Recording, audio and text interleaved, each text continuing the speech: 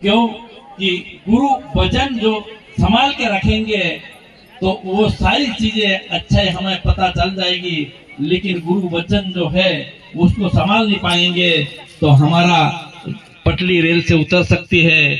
इसीलिए महेश महाराज ने कहा कि जो सत्संग कर रहे हैं, जो अच्छा काम कर रहे हैं, धर्म पालन कर रहे हैं, संसार के लिए और समाज के लिए कुछ अच्छा काम कर रहे हैं, तो ये फालतू जाने वाला नहीं है, ऐसा कहना पड़ा है कि महेश महाराज का।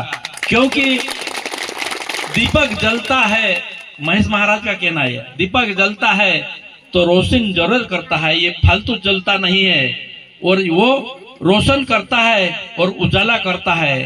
ऐसा गुरु करेंगे तो हमारा जीवन में भी अच्छाई आएगी, हम हमारा जीवन में भी अच्छाई को जान पाएंगे और बुराई क्या चीज है और अच्छाई क्या चीज है इसको पहचान पाएंगे। इसीलिए हम ये चीजें करना जरूरी है। महेश महाराज का कहना है कि बीज बोते हैं तो वो फालतू नहीं रहता है, उसका अंकुर निकलता है, और कर्म करते हैं तो वो कर्म फालतू नहीं जाता है, उसको भुगतना भी पड़ता है, और वही कर्म हमारे को अच्छाई काम आता है। क्योंकि जो अच्छा कर्म करेंगे वो अच्छा काम आएंगे, जो बुरा कर्म करेंगे तो भुगतना पड़ेगा। ऐसा महेश महाराज ने कहना है कि लक्ष्मण रेखा अगर सच्ची हो तो रावण कभी नहीं आ सकता है, लक्ष्मण रेखा अगर कमजोर हो सकती है तो रावण हमारे पास आ सकता है। ये महेश महाराज ने बहुत बढ़िया भजन में सबको बताया है, और ऐसा भजन बताया है कि इस भजन के द्वारा हमें पूरी सत्संग को समझ पाएंगे, क्योंकि वह भजन बहुत गहरा है और इस भजन के समझने में बहुत बड़ा गहरा राज है। इसीलिए भजन को बहुत स्वागत करता हूं मैं कि इस भजन में बहुत अच्छी बात है, क्योंकि वो हमारा पास जो बुराई क्यों आती है कि हमारे पास कमजोर होता है, हमारा विश्वास कमजोर पड़ जाता है, हमारा विचार जो गुरु प्रति कमजोर पड़ जाता है, धर्म प्रति कमजोर पड़ जाता है, तब जाके हमारा शरीर में अगर बुराई घुस सकती है, लेकिन हमारा विचार मजबूत रहेगा तो ये बुराई कभी हमारे पास नहीं आएगी। ऐसा महेश का कहना है कि लक्ष्मण रेखा अगर सच्ची होगा तो रावण नहीं आ सकता है। इसीलिए अच्छाई जो लक्ष्मण रेखा वो थे ना, वो गुरु जो शब्दों के द्वारा जो बोल अपन को बताई है वो पक्की करना है, क्योंकि अगर अच्छा शब्द हम शब्दों के ऊपर भरोसा करेंगे तो अच्छाई जरूर आएगी। इसीलिए क्योंकि हम संतन संगत जब तक करेंगे तब तक अच्छा काम कर सकेंगे, अगर संतन संगत नहीं रहेगी तो अच्छा काम भी नहीं हो सकता है। क्योंकि जगत में संतन संगत करेंगे तभी जगत का सार होगा, संतन संगत नहीं होगी तब जगत के सार कभी नहीं होगा। लगे संतन संगत में करना जरूरी है, क्योंकि संतन संगत में रहेगा तो वो संत कहलाएगा, अगर ऐसा फालतू रहेगा तो कोई दारकुटिया कहलाएगा, कोई सट्टारा कहलाएगा, सट्टा खेलने वाला कहलाएगा, गांजा वाले रहेंगे तो गांजा पीने वाले कहलाएंगे, दारू वाले साथ रहेंगे तो दारू पीने के वाले कहलाएंगे, लेकिन सत्संग के साथ रहेंगे तो सत्संगी भाई कहलाएंगे। इसीलिए हम सत्संग के साथ जुड़कर रहे, सत्संग के साथ जुड़ कर रहेंगे तो सत्संगी बन सकेंगे, अच्छा इंसान बन सकेंगे, अच्छा काम कर सकेंगे। लेकिन सत्संग हमें नहीं मिलेगी तो हम कुछ गलत काम कर सकेंगे। इसीलिए संगत अच्छे होना चाहिए। जन्म से इंसान कभी चोर नहीं बन सकता, जन्म से इंसान कभी दारू पीने वाला नहीं बन सकता, जन्म से इंसान कभी संत नहीं बन सकता, लेकिन जैसी इस धरती के ऊपर संगत रहती है वैसा इंसान बन जाता है। इसीलिए हमारा संतन कहना है, गुरु वंश सिंह बाबा का कहना है कि संगत अच्छी करो, अच्छी संगत करेंगे तो अच्छा इंसान बन सकेंगे, अगर बुरी संगत कर लेंगे तो इंसान बुरा बन जाएंगे। इसीलिए संगत हमें अच्छी करना है। अगर अच्छी संगत करेंगे तो भले ये महेश महाराज कहा कि नहीं कि देश में रहो या प्रदेश में रहो, लेकिन गुरु वचन का पालन करते रहो, सत्संग करते रहो, धर्म का कार्य करते रहो, यही हमारा कर्तव्य है, यही हमारा कर्म भी है। इसीलिए ये लकड़िया महाराज आपके सामने बताया है महान संत की बात। इस धरती के ऊपर महान संत ने वो उन्होंने जो वीर भातु जी ने पैदा हुआ है, लेकिन हमारी जान की परवाह नहीं करी, लेकिन हमारे लिए ये सभी चीजें छोड़ के गया है, और जो अच्छाई चीज हमारे लिए करके गया है। और शांतिलाल दादा ने कहा है, एक बेटी ने बालपन से बुढ़ापा हो गया तब तकन भी भगवान की भरोसा अगर कभी छोड़ा नहीं तो आखिरी में भगवान को प्राप्त करा है। ऐसी विश्वास अगर भगवान के ऊपर करते हैं तो भगवान हमें अच्छा काम जरूर कराएंगे और अच्छा जरूर रहेंगे हम, और अच्छा इंसान जरूर बन जाएंगे। लेकिन जब तक हम ये नहीं हो पाएंगे तब तक नहीं। जैसा रमेश डावर ने अभी कहा है कि रमेश डावर ने कहा है कि बाजार में हीरा पड़ा तुलसी लपटाए, जो साना होता हो उठाता है, लेकिन अगर जो जिसको नहीं पता है वो अच्छी चीज को भी नहीं पहचान पाता है। लेकिन इसके पास हीरा था लेकिन कुछ हीरा की पहचान नहीं थी, लेकिन जिसके पास पहचान थी उन्होंने भी उसका अच्छा चीज का गमा दिया है। इसीलिए आप अच्छी चीज को पहचान करने के लिए हमारा गुरु वंश सिंह बाबा ने हमको इस चीज को बताया है। और हमारा 16 शास्त्र 18 पुराण भी हम 5 तत्वों के अंदर हमको बताया है गुरु वंश सिंह बाबा ने। 5 तत्व कौन सा है? आकाश तत्व, वायु तत्व, तेज तत्व, जल तत्व और पृथ्वी तत्व। ये 5 तत्वों से हमारा जीवन बनता है, हमारा शरीर बनता है, और 5 तत्वों से ये सारी ब्रह्मांड बनती है। लेकिन उसी शास्त्र ज्ञान की बातें नहीं मालूम पड़े तो चलेगा, लेकिन हमारा शरीर की बातें जरूर मालूम पड़ना चाहिए। इसी शरीर में रखी गुरु वंश सिंह बाबा 5 तत्व भी बताया है, 33 कोटि देवता भी बताया है। इसी शरीर में रहकर सभी चीज इस शरीर में है, ऐसा गुरु वंश सिंह बाबा के कहना है। ना शास्त्र हम जान पाएंगे तो चलेगा, नहीं हमारा गीता रामायण जान पाएंगे तो चलेगा, लेकिन हमारा शरीर जानना जरूरी है, क्योंकि इसी शरीर में सभी चीजें छुपा हुआ है। ऐसी शरीर में रखी सब चीज ज्ञान जितना है, 16 शास्त्र 18 पुराण का ज्ञान भी इसी शरीर में है। इसीलिए इसी शरीर में भगवान भी है, इसी शरीर में देवता भी है, इसी शरीर में सब कुछ है। इसीलिए इसी शरीर में 10 प्रकार की वायु बताई है, प्राण अपान अंदान समान व्यान, यानी 25 प्राकृति में बताई है। इसमें शरीर में रखी 10 प्रकार की वायु बताई है, 25 प्राकृति में उसको सभी 25 चीजें बताई है, और इसी में 3 गुण और 25 पराकृति बताई है। अंत कारण भी इसी में बताया है, चीज भी इसी में बताया है, मन भी इसी में बताया है, और अहंकार भी इसी में बताया है, और इसमें काम भी इसमें बताया है, क्रोध भी इसमें बताया है, लोभ और लालच भी इसमें बताया है। लेकिन इसे हमें किस हिसाब से देखना चाहिए, इसे किस हिसाब से वापर करना चाहिए, ये गुरु वंश सिंह बाबा हमें तत्व ज्ञान के द्वारा समझाया है। इसीलिए तत्व ज्ञान को समझना जरूरी है। लेकिन आज इस समय में भगवान धन्य धन्य भोलेनाथ बांट दिया है तीनों लोगों में, ऐसा दिन दयाला दाता कोड़ी भी नहीं रखी घर में, सभी चीज हमें दिया है भगवान ने, भगवान के पास कुछ नहीं रखा। एक समय में महात्मा लोग और अच्छी भक्ति कीर्ति जानता था, भगवान भक्त के वश में होता है। एक समय में भगवान भक्त के वश में हो गया और भक्त के घर भक्त के पास आ गया और भक्तों को बोले कि भगवान भक्त जी मुझे तुम्हारे साथ में एक नौकर रख लो। तो भगवान ने कहा कि मैं तो खुद ही नौकर हूं, तो मैं दूसरे को नौकर कैसे रख सकता हूं? कोई नौकर रखे तो अच्छा आदमी नौकर रख सकता है, अच्छा और जो पैसे वाला आदमी नौकर रख सकता है, लेकिन मैं तो एक भगत हूं, मैं क्या दे सकता हूं तेरे को? तो उन्होंने कहा, भगवान ने कहा कि मुझे कुछ नहीं चाहिए, मुझे थोड़ा दिन तुम्हारे साथ रहने का अवसर दीजिए भगवान और भगत, क्योंकि भगवान भगत की वश में रहता है और भगत की बात सुनकर, भगत की भक्ति सुनकर, भगवान का ज्ञान सुनकर, भगवान का दिल सुन, ऐसा साफ देखकर भगवान उसके घर आ गया। तो उनके घर रहा और वो भगवान शंकर ने उसको घर काम करा, उसके घर झाड़ू पोता करा, उसके घर जितना काम करवाए उतना करा। एक समय में संत तो जाते थे बाहर, तो उन्होंने कहा कि मैं भी आऊं, तो चलो भाई। तो उनके साथ में, संत के साथ में उस भगवान ने गया, एक छोटे से बच्चे के रूप में उनके पास में घूमता था। घूमते घूमते गया तो संतों को लगी बात 30 प्यास लगी और देखे तो सब दूर रेती रेती दिख रही थी, किधर नाला नहीं दिख रहा था, किधर ट्यूबवेल नहीं दिख रही थी।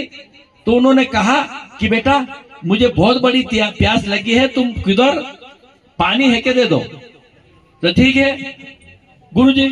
तो इधर गया, क्योंकि वो तो भगवान था, एक तरफ जाके अपनी झटों से गंगा जल को निकाल के उसने उस पात्र भर के दे दिया। तो उन महात्मा ने कहा कि भाई यहाँ तो आग जितने देख रहे हैं वहां तक तो कभी पानी नहीं दिख रहा है, और लेकिन तेरे को ये पानी कहां से मिल गया। संतों को शंका हो गई, क्योंकि इतना रेती रेती दिख रही। नहीं भाई, ये पानी तू कहां से लाया, क्योंकि पानी का स्वाद भी अलग था, पानी का स्वाद अच्छा था, क्योंकि भगवान का पानी था। भगवान का पानी में कुछ कमजोरी आ सकती क्या? भगवान का पानी बहुत अच्छा था। उन्होंने कहा कि इसके पानी का स्वाद अलग है, और ये पानी लाया कहां से, ये हकीकत में तुम बताएगा तब मैं आगे बढ़ूं, नहीं तो नहीं चल सकता हूं, मेरे को ये बात बताना पड़ेगी। तो संतों की बात सुनकर भगवान ने स्वयं शंकर भगवान का रूप धारण करके स्वयं खड़ा हो गए सामने। उन्होंने कहा कि वो बाप रे, मैंने भगवान को इतना दिन तक काम कराया करा था, मैंने भगवान को हमने सेवा करवाई थी, मैंने भगवान में झाड़ू पोता करवाया था, मेरी तो बहुत बड़ी भूल हो गई, भगवान मेरी भूल को माफ करना।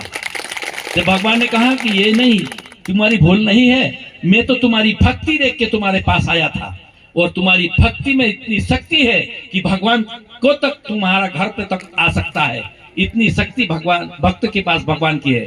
तो उन्होंने कहा कि ठीक है, लेकिन ये बातें किसी को कभी नहीं कहना, किसी को नहीं बोलेंगे, तब तक तुम्हारे साथ में अभी भी रहूंगा, लेकिन जब जिस बात मेरी बात दूसरों को बता देंगे तो उसी दिन में निकल जाऊंगा।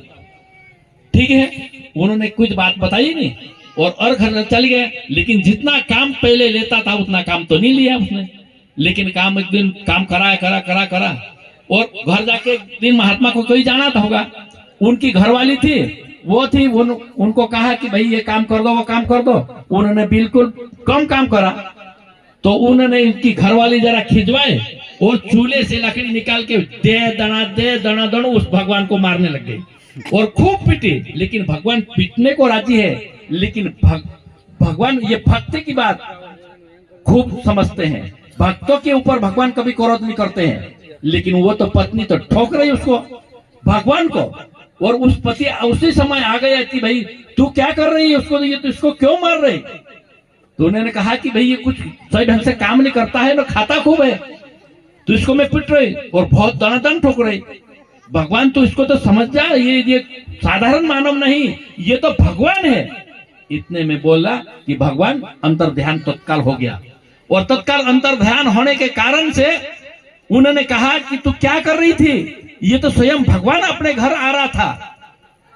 लेकिन उतने में तो भगवान अंतर्धान होगा, और अंतर्धान होने के बाद उन्होंने खूब रोया उन्होंने कि भगवान मुझे दर्शन नहीं देंगे तब तक मैं यहाँ सिर पीट कर मर जाऊंगा। तो उन्होंने भगवान वापस दर्शन देके उसको शिवलिंग के रूप में उसको पकड़ा दिया कि तू आज तेरे रूप में शिवलिंग के रूप में तुम्हारे पास रहेंगे, और तुम शिवलिंग के रूप में तुम पूजा करोगे। उसी दिन से शिवलिंग के रूप में पूजा करी, और वही भगवान नामन वो आदमी आज भी किसी के घर में भी रह सकता है, और किसी के घर में भी जा सकता है, किसी के घर में भी काम कर सकता है। आज तुम यहाँ पे इस गुजरात गांव में रखी, तुम कुछ काम करने के लिए आए हैं, गुजरात वालों ने भी तुमसे अच्छा काम लिया है, अच्छा काम कराया है, लेकिन अच्छा संत बन के काम करेंगे तो हमारा उद्धार होगा, हमारा भी उद्धार होगा। हम जिस मालिक के घर काम कर रहे हैं उस मालिक को भी अच्छा काम कर देंगे। लेकिन जो अच्छा बनकर रहेगा, संत बनकर रहेगा, तो उसको अच्छा काम मिलेगा। कोई समय में भगवान बनकर भी अपने पास काम करने वाले आते हैं, और कोई आदमी भगवान कहाँ नहीं मिलता है वो भी मिल सकता है। इसीलिए लेकिन भक्ति को अगर कमजोर नहीं करेंगे तो भगवान जरूर मिल जाएंगे, लेकिन भक्ति हमारे पास न रहेगी तो भगवान हमको कभी नहीं मिल सकता है। इसीलिए आज गुजरात गांव में आकर तुम भक्ति कर रहे हैं, भगवान का नाम ले रहे हैं, और इतना बड़ा कार्यक्रम कर रहे हैं, और हमारा पेट पालते हुए भी इस कार्यक्रम करे, उस कार्यक्रम करने वाले सहयोग लोग भी है, वो भी बहुत बहुत बधाई के पात्र है। क्योंकि भाई हमारा लोगों के ऊपर भरोसा करके तुमने इस कार्यक्रम को सहयोग करा है, इसीलिए तुम भी बधाई के पात्र है। इसीलिए संत की जो आशीर्वाद है, संत का जो आशीर्वाद है गुरुवंश सिंह बाबा, ये गुरुवंश सिंह बाबा के आशीर्वाद तुमके ऊपर सबको ऊपर बनता रहे, और तुम इस धर्म का कार्य करता रहो। इसीलिए हम हमारा जीवन अच्छा बनाने के लिए हम अच्छा काम करना जरूरी है, लेकिन कुछ चीज अच्छा जानना भी जरूरी है। जानेंगे कहाँ से? क्योंकि भक्ति बहुत बड़ी चीज है। भक्ति की महिमा खूब ज्यादा है। भक्ति की महिमा कोई छोटी मोटी महिमा नहीं। भक्ति से भगवान मिल जाता है। भक्ति एक प्रकार की नहीं। भगवान लोग बोलते हैं भक्ति 8-9 प्रकार की भक्ति रहती है, लेकिन 9 प्रकार की भक्ति किस हिसाब से हम सीखना पड़ेगा। 9 प्रकार की भक्ति हम कैसे करके जान पाएंगे। 9 प्रकार की भक्ति ऐसा है कि हम सत्संग में जुड़ जाएंगे तो 8 प्रकार की भक्ति ऑटोमेटिक हमारे साथ आ जाएगी। कोई लाने की जरूरत नहीं पड़ेगी, लेकिन हम सत्संग में जुड़ना पड़ेगा, तब जाके हमारी भक्ति हमारे साथ आ जाएगी। हम भगवान हमारे धर्म पालन करा, हमारा गुरु भक्ति पालन करा, ये भी हमारी भक्ति है। सत्संग कर रहे हैं, ये भी हमारी भक्ति है। और ज्ञान हम एक दूसरे की अच्छी बात बता रहे हैं, ये भी हमारी भक्ति है। और ये सारी भक्ति हमारा जीवन में अच्छाई उजाला करने के लायक है। और भक्ति बिना इन संसार में कोई भी नहीं, ज्ञान भी नहीं आ सकता है और कोई भी नहीं हो सकता है। भक्ति रहना जरूरी है, लेकिन गुरु को समझना जरूरी है। गुरु की बात मानना जरूरी है। गुरु की बात अगर नहीं मानी तो कभी नहीं हो सकता है। एक समय में गुरु की बात है, एक लोगों ने 2 लोग था और गुरु को बुलाया उन्होंने। आज जैसे आप यहाँ पे तुमने बुलाया, ऐसा बुलाया, लेकिन वो गर्मी के टाइम में था।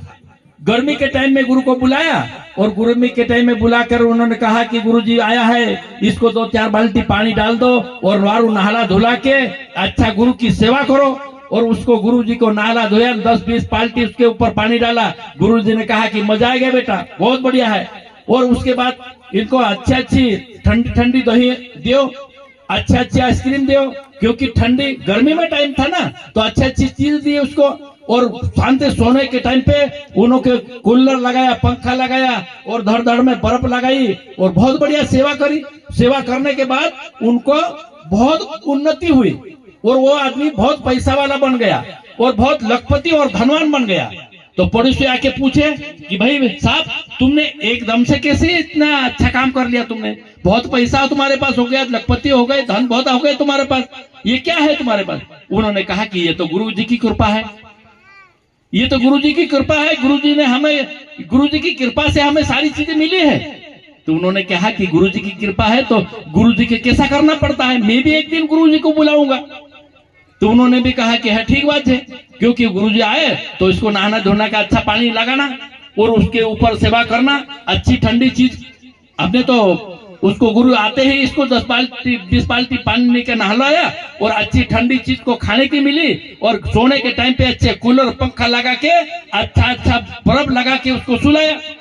तो उन्होंने कहा कि भाई मैं भी ऐसी सेवा करूंगा यार, मैं भी एक दिन गुरु को बुलाता हूँ। और उन्होंने बुलाया आजकल जैसे जनवरी महीने में ठंड के टाइम में, और ठंड के टाइम में बुलाया तो उन्होंने भी, गुरुजी आया, 10-20 बाल्टी पानी डाली और गुरुजी ने कहा कि बेटा तू क्या कर रहा है, मेरे को तो ठंड लग रही, इतना पानी क्यों डाल रहा है? तो उन्होंने कहा कि मैं छोड़ूंगा नहीं, मैं तो सेवा करूंगा गुरुजी, मैं तो खूब सेवा करूंगा। गुरु नहीं माना तो भी पकड़ के ले जाके उसको पानी डाला खूब जबर, और पानी डालने के बाद उसको जैसा कपता आया और फिर बाद में कहा कि अच्छी ठंडी आइसक्रीम लाओ गुरुजी के लिए।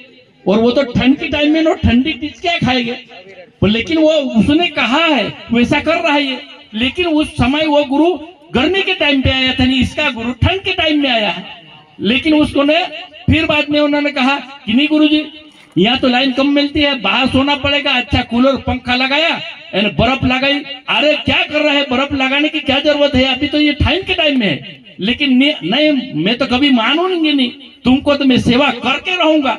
उसने रहा करके सेवा करने के लिए सब चीज और कूलर पंखा लगाया और फिर गुरु जी के आशीर्वाद प्राप्त करने के लिए उसने कहा कि रात भर के कूलर पंखा ना, आज का किस टाइम क्या गुरु जी क्या कर सकते हैं, वो तो वही निकल गए। क्योंकि वो देखी दिखाई बात करते हैं, किस हिसाब से हम करना है, वो गर्मी में क्या करना पड़ता है ना, इसकी ठंड के टाइम में क्या करना पड़ता है वो नहीं समझ पाता है। लेकिन लोग ने करा है तो मैं भी करूंगा, लोग ने उन्नति गुरु करके करा है तो मैं भी उन्नति करूंगा। लेकिन उन्नति नहीं होगी ऐसा नहीं है, हम अच्छा काम करेंगे तो जरूर उन्नति होंगे। इसीलिए अच्छा काम करो, अच्छी भक्ति करो, अच्छा इस गांव में अच्छा काम करो, और चाहे हम कितना भी हो लेकिन हमारी ईमानदारी, हमारी भगवान की भक्ति ये कभी खराब नहीं होना चाहिए। इस गांव में अपन आए हैं तो इस गांव में भी हम पूरा काम करके जाएंगे और पूरा काम करके हमारा जीवन हम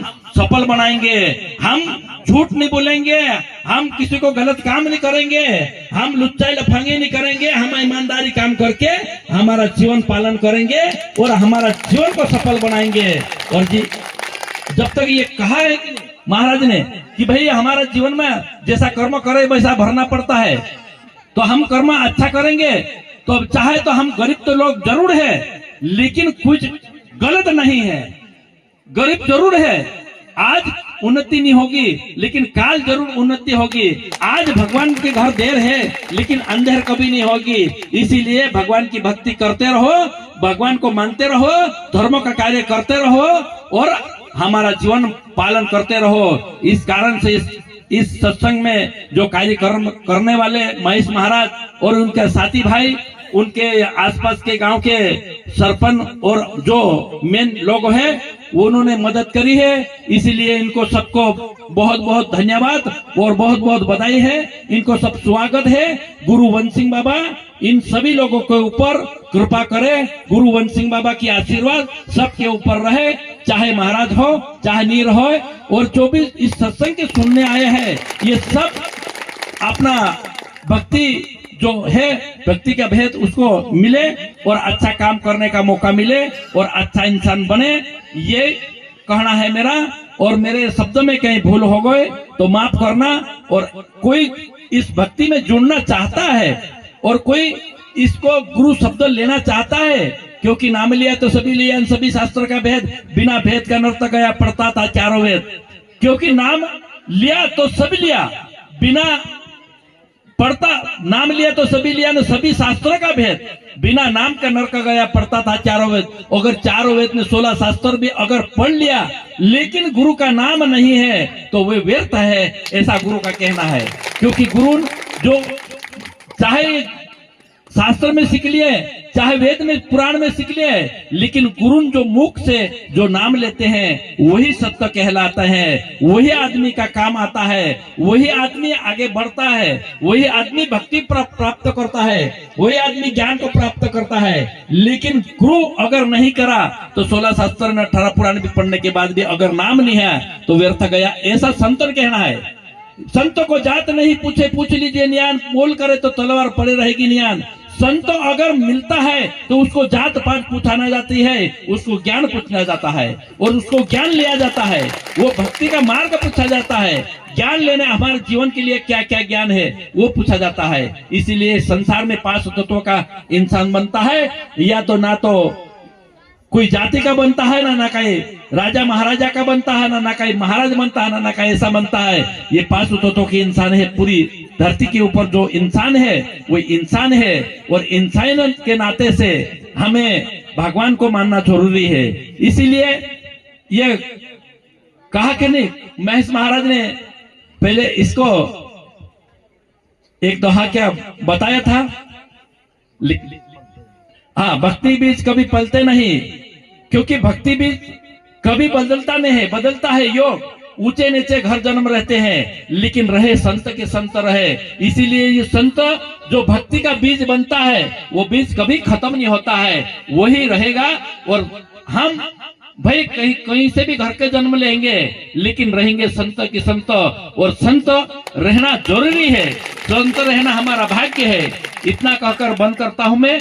और कोई चाहता है, कोई महाराज में जुड़ना चाहता है तो यहाँ से 1.25 महीने का जन्म डालवा सकता है और 1.25 महीना का और ब्रह्मचारी पालन करके फिर उस सत्संग का जो नाम और सत्संग का ज्ञान ले सकता है और उस सत्संग जो गुरु का शब्द है वो पालन करके हमारा जीवन को सफल बना सकता है। और किसी को इच्छा तो कर सकते हैं। ये महाराज लोग अभी यहाँ पे पिन भरेंगे, पिन भरने के बाद और अच्छी विचार करके चाहे हमारा सत्संग में जुड़ो या हमारे सत्संग में नहीं जोड़े तो बहुत सारा सत्संग है, कोई भी सत्संग में जोड़ लेना, लेकिन फालतू नहीं रहना, जुड़ जाना। कहीं भी सत्संग मिले, जो भी मिले उसी सत्संग में जुड़ना। जय शिवाय नमः। जय शिवाय।